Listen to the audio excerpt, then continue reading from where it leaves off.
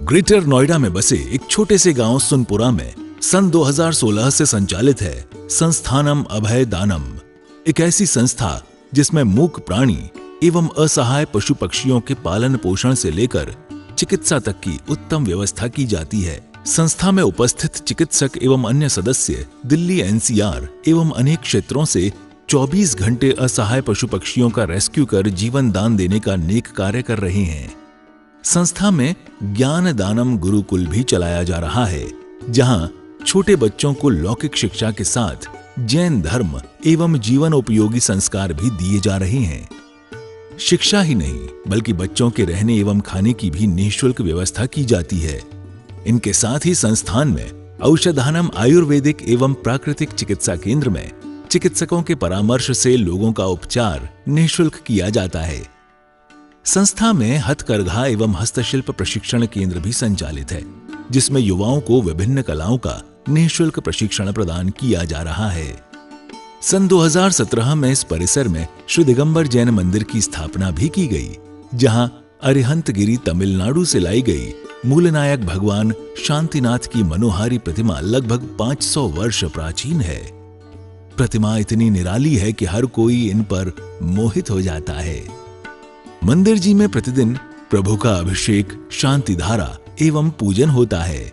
वर्तमान में पशुजन्य दुग्ध पदार्थ क्रूरता मुक्त न होने के कारण यहाँ अभिषेक हेतु वनस्पति जन्य विकल्पों जैसे कि नारियल जल, पुष्प एवं फलों के रसों का प्रयोग किया जाता है। क्षेत्र पर हस्तलिखित पांडुलिपि संग्रहालय, जैन वीगन ऑर्गेनिक भोजनालय, गुरुकुल निर्माण का कार्य निरंतर चल रहा है। यदि आप भी ऐसे मनमोहक स्थान संस्थानम अभयदानम के किसी भी कार्य एवं क्षेत्र में सहयोग देना चाहते हैं तो संपर्क करें 9868356946 9329322040। आचार्य श्री उमा स्वामी विरचित तत्वार्थ सूत्र पाठशाला। मंगल आशीर्वाद परम पूज्य आचार्य श्री 108 श्रुत सागर जी महाराज, परम पूज्य आचार्य श्री 108 प्रमुख सागर जी महाराज। प्रेरणा स्रोत परम पूज्य मुनि श्री 108 प्रणम्य सागर जी महाराज एवं परम पूज्य पाठशाला प्रणेता मुनि श्री 108 हनुमान सागर जी महाराज। नमन करता स्वर्गीय श्री योगेंद्र कुमार जैन एवं स्वर्गीय श्रीमती आशा जैन, मोदीनगर, उत्तर प्रदेश। प्रायोजक ज्ञान दानम गुरुकुल। जय बोलिए महावीर भगवान की जय, बोलिए अनंतानंत सिद्ध परमेष्ठी भगवानों की जय, बोलिए आचार्य भगवान श्री उमा स्वामी जी महाराज की जय, बोलिए प्रथमाचार्य श्री चारित्र चक्रवर्ती शांति सागर जी महाराज की। सभी को जय जिनेन्द्र। सभी गुरुओं को हमारा मंगल आशीर्वाद रहे। ऐसी भावना के साथ जिन गुरुओं से हमने तत्वार्थ सूत्र सीखा है उनको नमन करते हुए हम सभी पूर्वाचार्यों से आशीर्वाद लेते हुए तत्वार्थ सूत्र की अपनी आज की अगली कक्षा प्रारंभ करने जा रहे हैं। आज हमारी 11वीं कक्षा है। 10 कक्षा आपने पूरी कर ली है। बहुत ही अच्छा लग रहा है कि लोगों को तत्वार्थ सूत्र समझ में आ रहा है और इसमें आनंद भी आ रहा है, और सभी लोग इसमें जो जो बातें बताई हैं उसमें जितना संभव हो आचरण करने का भी अभ्यास कर रहे हैं, सीख रहे हैं। 11वीं कक्षा है आज आपकी, और 18 सूत्र अब तक हमने पिछली कक्षाओं में कर लिए थे। अगले सूत्र को प्रारंभ करने से पहले हम सभी लोग मिलकर अपनी अपनी पुस्तक में देखकर तत्वार्थ सूत्र का मंगलाचरण करेंगे। मोक्ष मार्गस्य नेतारम देतारम कर्म भूभ्रताम, देतारम कर्म भूभ्रताम, ज्ञातारम विश्वतत्त्वानां, ज्ञातारम विश्वतत्त्वानां, वन्दे तद्गुणलब्धये, वंदे तद्गुणलब्धये, वंदे तद्गुणलब्धये। अब तक हमने जो 18 सूत्र करे हैं 5 मिनट के अंदर हम सभी सूत्रों को एक साथ मिलकर पढ़ेंगे। अब 2 बार नहीं पढ़ेंगे आज से, क्योंकि सूत्र ज्यादा हो चुके हैं। साथ साथ मिलकर आप लोग पुस्तक में देखते जाइए और साथ साथ पढ़ेंगे। सम्यग दर्शन ज्ञान चारित्राणि मोक्ष मार्ग तत्वार्थ श्रद्धानम सम्यग दर्शनम तन्निसर्गा दधिगमाद्वा जीवा जीवाश्रव बंध संवर निर्जरा मोक्षास्तत्वम नाम स्थापना द्रव्य भावतस् तन्न्यासः प्रमाणनयैरधिगमः निर्देश स्वामित्व साधनाधिकरण स्थिति विधानतः सत्संख्या क्षेत्र स्पर्शन कालांतर भावाल्प बहुत वैश्च मृति श्रुतावधि मनः परय केवलानि ज्ञानम तत्प्रमाणे आध्ये परोक्षम प्रत्यक्ष मन्यत मति स्मृति संज्ञा चिंताभिनिबोध इत्यनर्थान्तरम् तदिन्द्रिया निन्द्रिय निमित्तम् अवग्रहेहा वाय धारणा बहुविध क्षिप्रा निःसृता नुक्त ध्रुवाणां सेतराणाम् अर्थस्य व्यंजनस्या वग्रह। अब तक हमने ये 18 सूत्र पढ़ लिए थे। अब जल्दी से कल की क्लास का रिवाइज करेंगे, उसके बाद आगे का सूत्र हम लेंगे। कल की जो कक्षा थी उसमें आपने देखा था कि जो 4 प्रकार के मति ज्ञान परसों की कक्षा में बताए थे, अवग्रह या अवाय धारणा, वो किस किस प्रकार से हो सकते हैं, वो हमने देखा था कि 12 प्रकार से हो सकते हैं। कि मति ज्ञान से जो ज्ञान हो रहा है तो बहुत सारे पदार्थों का एक साथ ज्ञान हो सकता है या कुछ पदार्थों का हो सकता है। दूसरा, बहुत सारे और साथ में बहुत प्रकार के पदार्थों का ज्ञान हो सकता है। और दूसरा उसका विपरीत, यानी सेत्राणाम, बहुत सारे पदार्थ, बहुत प्रकार के पदार्थ तो हैं परंतु थोड़े थोड़े पदार्थ हैं। उसके बाद हमने देखा था क्षिप्र, यानी कि बहुत तेजी से किसी पदार्थ का ज्ञान हो सकता है, और उसके विपरीत धीरे धीरे किसी पदार्थ का ज्ञान हो सकता है।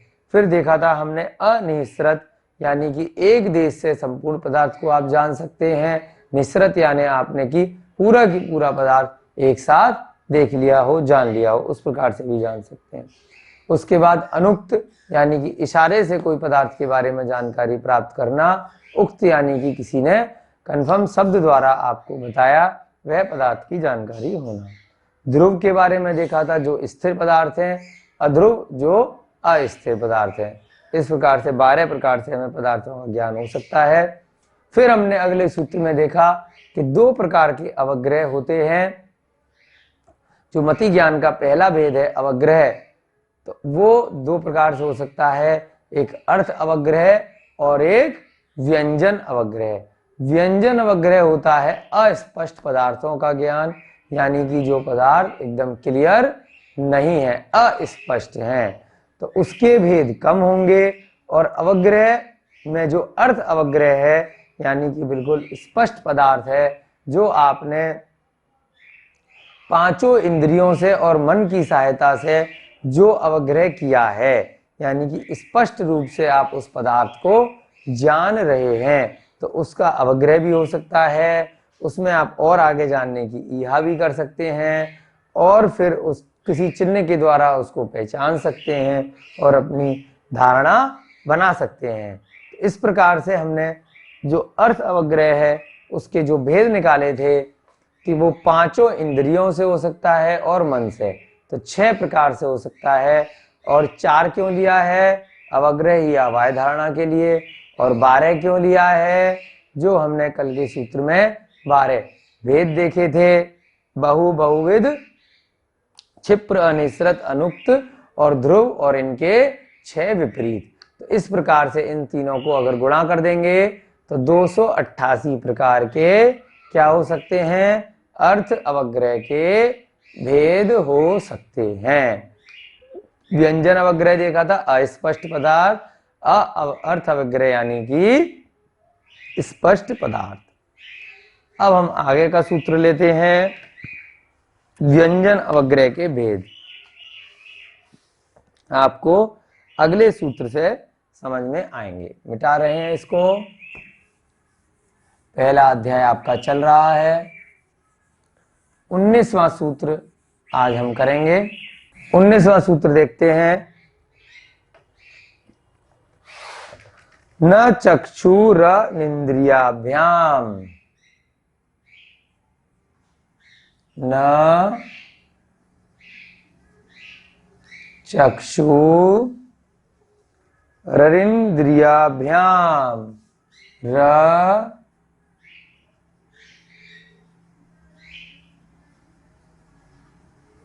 इंद्रिया भ्याम। क्या मतलब हुआ इसका, सबसे पहले संधि विच्छेद करेंगे, ना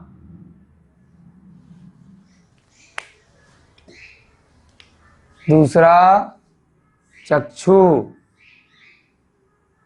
फिर यहां से लेंगे अनिंद्रिय, अनिंद्रियाभ्याम, एक साथ ले सकते हैं बोले अनिंद्रियाभ्याम।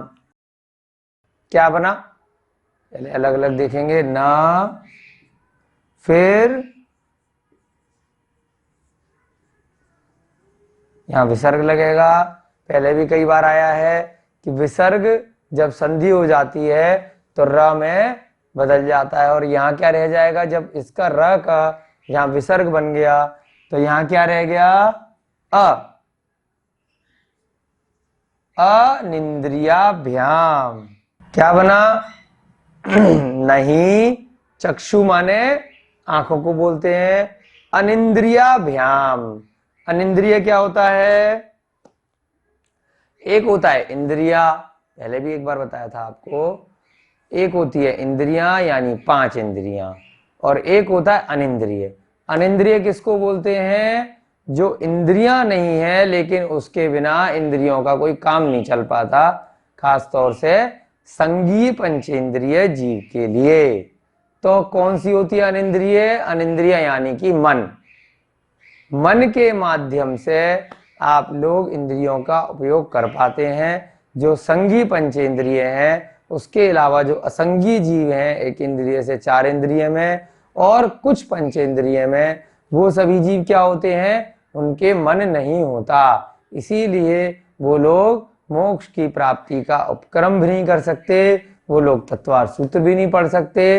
तो अपन लोगों को मनुष्य गति में वर्तमान में जो हम सभी लोग हैं जो यहाँ अध्ययन कर रहे हैं, वो कौन से लोग हैं, हम सभी के 5 इंद्रियां भी हैं, और साथ साथ और एक एडिशनल क्या है, एक मन भी है। तो मन को संस्कृत में क्या बोलते हैं, अनिंद्रिय, जो इंद्रिय नहीं है।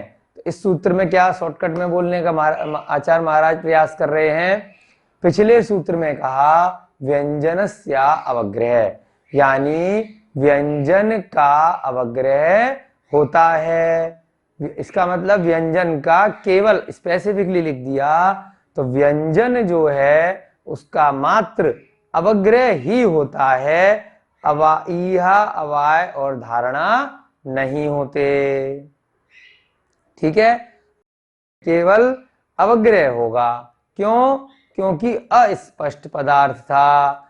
अब यहां क्या कह दिया, उसी के कंटिन्यूअस में सूत्र बनाया, न चक्षुरनिन्द्रियाभ्याम, यानी कि जो व्यंजन की बात कर रहे थे, सूत्र से देखेंगे, सूत्र में क्या था, ये तो हमने नीचे फिर एक्सप्लेनेशन करी है। सूत्र में था कि व्यंजन का मात्र अवग्रह होता है और वो जो होता है वो चक्षु से नहीं होता और मन से नहीं होता। कैसे निकाला? न माने नहीं, चक्षु माने आपकी जो चक्षु इंद्रिय है। पांच इंद्रिय कौन सी थी बताइए? अरे ये तो आपको याद होनी चाहिए। पांच इंद्रियां बताइए? स्पर्श, रसना, घ्राण, चक्षु, कर्ण। स्पर्श, रसना, घ्राण, चक्षु, कर्ण, इस प्रकार से पांच इंद्रियां होती हैं। तो उसमें क्या कहा उन्होंने? पांचों इंद्रियों में मात्र चक्षु इंद्रिय की बात करी। देखिए कितना सूक्ष्म सूत्र है और इसका मतलब कितना गहरा है। इसका मतलब ये है कि चक्षु इंद्रिय से जो चीज नहीं देखी, और दूसरा साथ में क्या नहीं लगाया?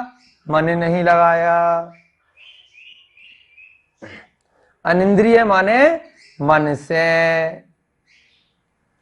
यानी कि आपने कोई भी ऐसी वस्तु आप कहीं जा रहे थे, एकदम सामने से कोई चीज आई और आपने उसको नेत्र से अगर देख लिया, तो इसका मतलब उस वस्तु के आपने मति ज्ञान में चाहे कितना भी सूक्ष्म समय लगा हो, अवग्रह भी हो सकता है उसके।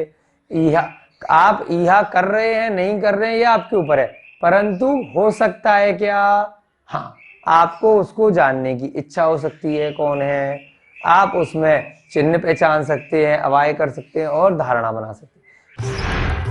आचार्य श्री उमा स्वामी विरचित तत्वार्थ सूत्र पाठशाला। मंगल आशीर्वाद परम पूज्य आचार्य श्री 108 श्रुत सागर जी महाराज, परम पूज्य आचार्य श्री 108 प्रमुख सागर जी महाराज। प्रेरणा स्रोत परम पूज्य मुनि श्री 108 प्रणम्य सागर जी महाराज एवं परम पूज्य पाठशाला प्रणेता मुनि श्री 108 अनुमान सागर जी महाराज।